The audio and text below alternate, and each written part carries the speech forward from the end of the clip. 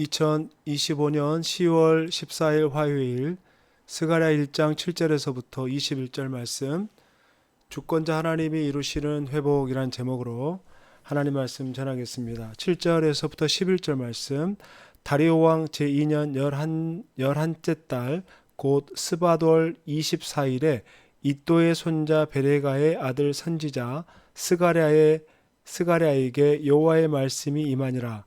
내가 밤에 보니 한 사람이 붉은 말을 타고 골짜기 속 화석류 나무 사이에 섰고 그 뒤에는 붉은 말과 자줏빛 말과 백마가 있기로 내가 말하되 내 주여 이들이 무엇이니까 하니 내게 말하는 천사가 내게 이르되 이들이 무엇인지 내가 내게 보이리라 하니 화석류 나무 사이에 선 자가 대답하여 이르되 이는 여호와께서 땅에 두루 다니라고 보내신 자들이니이다. 그들이 화석류 나무 사이에 선 여호와의 천사에게 말하되 우리가 땅에 두루 다녀보니 온 땅이 평안하고 조용하더이다 하더라. 아멘. 하나님은 환상을 통해 스가랴 선자에게 말씀을 전해주고 있습니다. 스가랴는 환상 중에 골짜기에 있는 화석류 나무 사이로 붉은 말을 탄 하나님의 사자와 그 뒤에 붉은 말, 자줏빛 말, 백마가 있는 것을 보았습니다. 하나님은 자신의 뜻을 이루기 위해 이처럼 자신의 종들을 세상에 보내 감찰하고 계십니다. 하나님은 이방 열국을 심판하실 것이고 유다의 죄악을 용서하실 겁니다. 그리고 무너진 성전을 재건하셔서 이스라엘 백성들과 다시 함께 하실 겁니다. 그런데 여기에 보면은 여호와께서 땅에 두루 다녀라고 보내신 자들이 돌아와서 하나님께 어떤 보고를 하냐면 우리가 땅에 두루 다녀보니 온 땅이 평안하고 조용하더라 라고 보고를 합니다. 그러면 이것을 우리는 어떻게 받아들여야 할 것인가? 이것을 오늘 현 시점에 어떻게 적용할 수 있는가 하는 겁니다. 그러면 여기에서의 그 평안함과 조용함은 진짜 실제로 평안과 조용함을 말하는 게 아니고 실상은 폭력으로 이루어진 것임을 기억하고 하나님의 참 평안을 구해야 된다는 겁니다.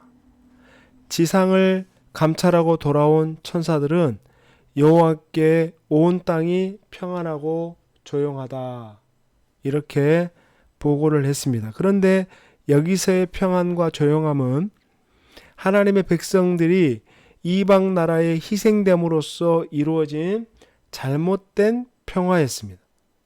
실제로 이스라엘 백성들은 나라를 빼앗기고 강력한 제국인 바벨론 및 바사에 의해 황폐해진 그런 상황이었기 때문입니다. 그러니까 진짜 평화가 아닌 거예요. 외세의 힘과 억압에 의해서 잠잠해진 그런 평화라는 거예요. 오늘 우리가 처해 있는 교회 상황도 크게 다르지 않을 겁니다. 겉으로는 기독교 인구가 800만이라고 얘기를 하지만은 기독교가 힘이 있다고 말하지만은 실제로는 우리가 하나님 앞에서 정말로 회개해야 할 것들이 너무너무 많은 겁니다. 하나님께 돌아와서 우리가 참된 평화를 하나님 앞에 구해야 되는 그런 상황인 거예요. 지금도 밤에 보면은 수많은 십자가들이 있습니다. 그 모습에 우리가 안도감을 가질 수 있지만 그러나 그 십자가가 많다고 해서 교회가 이 사회 속에서 선한 영향력을 발휘하고 있는가는 또 별개입니다. 교회가 사회적으로 책임을 감당하고 역할을 온전히 감당하지 못한 부분들이 너무도 많기 때문에 그렇습니다. 그래서 오늘 우리가 정말 하나님 앞에서 외적으로 보여지는 그 평안함, 외적인 어떤 숫자에 우리가 안도할 것이 아니라 실제 우리 내면의 상태, 교회가 처한 영적인 진짜의 본 모습이 무엇인지를 잘 분별하고 우리가 하나님 앞에서 다시 회개하고 돌아서야 될 그러한 시점에 우리가 놓여 있다라는 사실입니다. 지금 이 이야기를 스가랴 선지자를 통해서 우리에게 말씀해 주고 있는 겁니다. 18절에서부터 21절, 내가 눈을 들어본즉 내게 뿔이 보이기로 이에 내게 말하는 천사에게 묻되 이들이 무엇이니까 하니 내게 대답하되 이들은 유다와 이스라엘과 예루살렘을 흩뜨린 뿔이니라.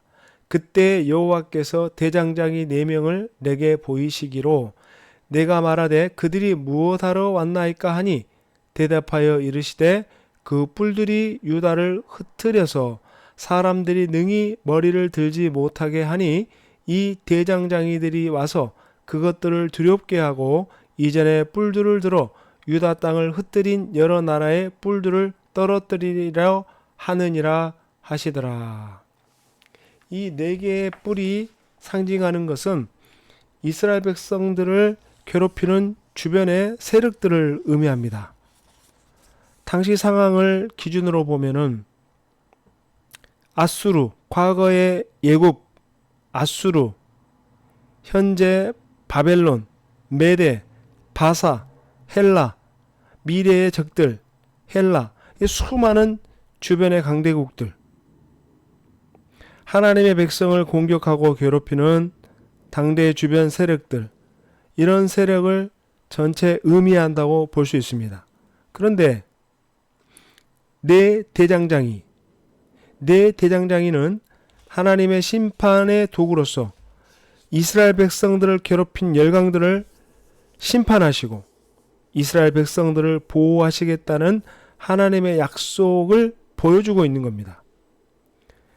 오늘날 우리를 괴롭히는 4개의 뿔은 무엇이며 이것들을 타파하기 위해 우리는 오늘 어떻게 하나님 앞에 서야 되는가?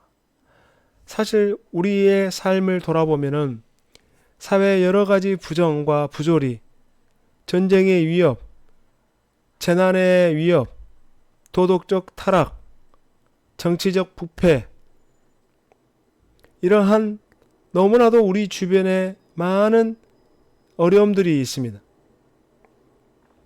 우리나라가 짧은 시기에 급속한 성장을 이루면서 동시에 사회 이면의 여러 가지의 부정부패와 인간성 타락과 정신적 가치의 어떤 상실들과 같은 많은 문제가 존재하고 있습니다. 계속해서 우리 사회에 그런 폭력성, 성적 타락, 정치적 양극화, 극도의 어떤 분노, 이런 심각한 정신적 후유증을 앓고 있습니다. 그러다 보니까 젊은이들이 교회를 떠나고 교회가 사회로부터 외면당하고 신뢰를 잃어가고 있는 상황입니다. 이 모든 것들이 하나님의 백성의 삶을 괴롭히는 뇌뿔일 수 있습니다.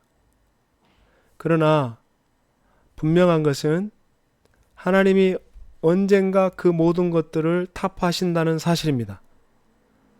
네 대장장이의 등장을 통해서 하나님이 세상의 힘과 권세를 완전히 부러뜨리시고 장악하신다는 것을 우리에게 암시하고 있는 겁니다. 성도가 예배자로서 하나님의 자녀로서의 그런 거룩한 삶을 추구하는 데에 주변에 너무나도 많은 방해 요인들이 있습니다. 요즘은 유튜버를 통해서 하루에 얼마나 많은 사람들이 유튜버에 나오는 그 정보를 의지하며 살아간지를 모릅니다. 반면에 하루에 30분조차도 기도하지 않고 하나님 말씀을 묵상하지 않고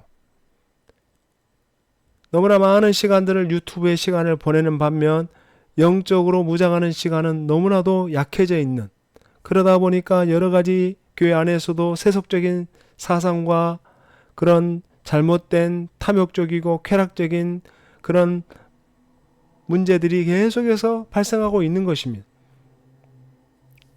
오늘 이 마귀의 강력한 뿔, 믿는 성도들을 무너뜨리고자 호시탐탐 노리고 있는 이 강력한 영적 싸움에서 우리가 어떻게 이길 수 있겠습니까? 하나님이 대장장이를 보내서 그 뿔들을 꺾으신다고 말씀합니다. 오늘 우리가 이 영적 싸움에서 승리할 수 있는 방법은 하나님 앞에 기도하는 겁니다. 간절히 기도하는 겁니다. 혼자 기도하기 어려우면 예배 자리에 나와 기도하는 겁니다. 기도의 자리에 나와 기도하는 겁니다. 말씀을 묵상하는 겁니다. 예배의 자리를 지켜내는 겁니다. 영적인 훈련에 참여함으로써 자신의 신앙을 유지하는 겁니다. 그러면 뿔이 부서지는 거예요. 우리가 하나님을 신뢰하며 그분의 능력을 바랄 때 세상의 악한 권세를 이기고 성결한 삶을 살아가게 될 줄 믿습니다. 사방에 막혀 있는 것 같아도 그 환경 속에서도 하나님이 여전히 일하시고 그 어려운 환경 속에서도 하나님이 대장장이를 준비하신 것처럼 우리 삶을 감찰하시고 준비하시고 우리에게 피할 길을 허락해 주실 줄 믿습니다. 오늘도 하나님 믿는 굳건한 믿음으로 주 앞에서는 저와 여러분 될 수 있기를 주님의 이름으로 축원합니다. 아멘. 하나님 아버지, 사방이 막힌 것 같은 어려운 환경에 있더라도 그 환경 속에 하나님이 일하심을 믿습니다. 오늘도 세상을 감찰하시고 죄 지은 자를 심판하시는 하나님, 그 하나님 우리가 신신히 믿고 섬기며 나아가고 있사오니 주님 우리와 동행하시고 죄악에 넘어지지 않게 하시고 영적 싸움에서 승리하는 하나님의 백성들 다 되게 하여 주시옵소서. 좋으신 예수님의 이름으로 간절히 기도하옵나이다. 아멘.